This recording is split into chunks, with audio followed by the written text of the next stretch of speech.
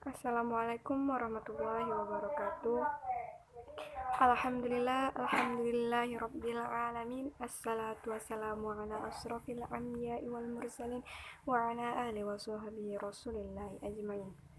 Segala puji bagi Allah yang telah memberikan rahmat serta hidayahnya sehingga saya dapat mempresentasikan hasil makalah saya pada hari ini.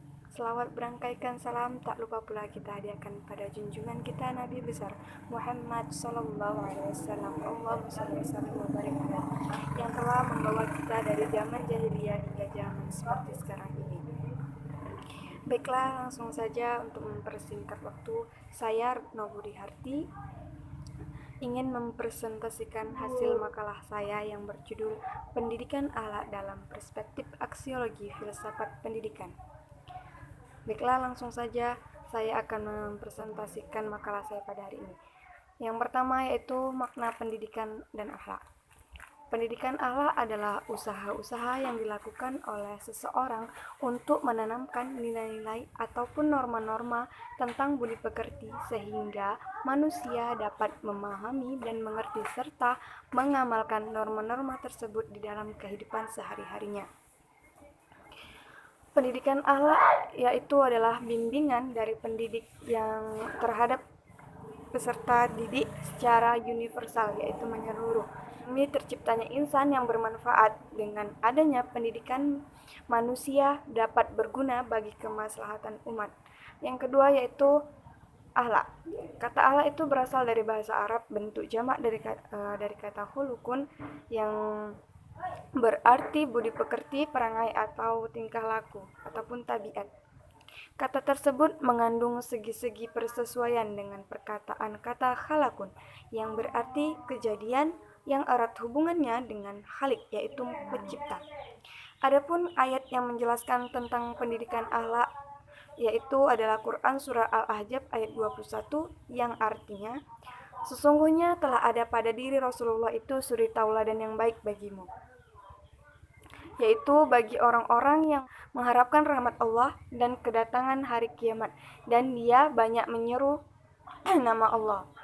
Setelah dijelaskan secara terpisah antara pendidikan dan akhlak, maka dapat disimpulkan bahwa pendidikan akhlak adalah bimbingan, asuhan, ataupun pertolongan dari seorang dewasa untuk membawa anak didik ke tingkat kedewasaan yang mampu membiasakan dirinya dari sifat-sifat terpuji dan menghindarkan dirinya dari sifat-sifat tercela di dalam kehidupan sehari-hari.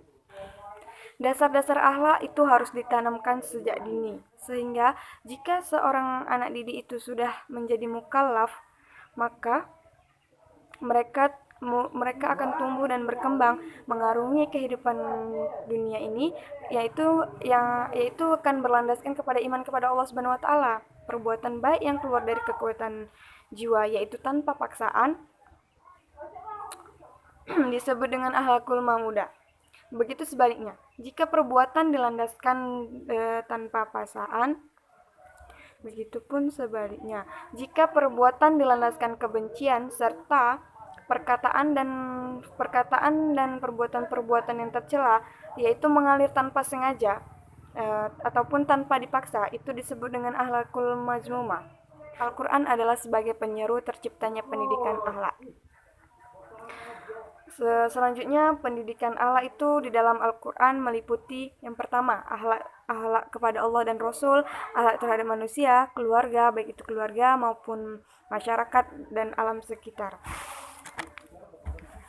Kedudukan pendidikan akhlak di dalam Islam yaitu meliputi 3 sendi.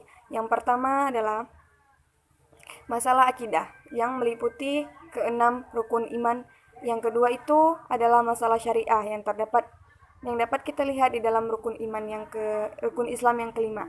Yang ketiga itu masalah ihsan, meliputi hubungan baik terhadap hablum minallah dan hablum minan nas. Akhlak adalah salah satu ajaran inti agama Islam. Masyarakat tidak boleh rusak tatanannya umat Islam tidak boleh rusak tatanannya. Maka dari itu Rasulullah diutus ke bumi ini adalah untuk menyempurnakan akhlak mulia, yaitu yang bermaksud untuk memperbaiki kepribadian manusia. agar manusia ini tidak saling caci maki, tidak saling membenci antara satu dengan yang lainnya. Karena sebagai makhluk sosial, manusia harus hidup tolong menolong, toleransi dan saling hormat menghormati. Umat Islam ini dipersiapkan untuk menjadi umatan wasatan yang harus dilengkapi dengan tuntutan pendidikan akhlak mulia. Sesungguhnya ilmu komunikasi yang paling hebat adalah ilmu yang berlandaskan akhlakul karimah. Fungsi akhlak di dalam Islam diantaranya adalah yang pertama, membentuk manusia yang bertakwa hanya kepada Allah, membentuk manusia yang suka tolong menolong, menjadikan manusia yang jujur dan mempunyai rasa saling hormat menghormati, serta memiliki rasa sopan dan santun.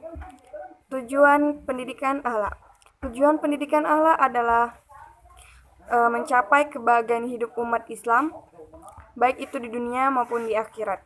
Jika seseorang menjaga kualitas muamalah dan muamalah mu'annas, insya Allah akan memperoleh ridhonya. Barang siapa yang memperoleh ridhonya, niscaya akan memperoleh kehidupan yang baik di dunia dan di akhirat. Baiklah, itu saja yang dapat saya sampaikan. Saya sudahi dengan wallahu muwaffiq illa aqwamit thoriq. Assalamualaikum warahmatullahi wabarakatuh.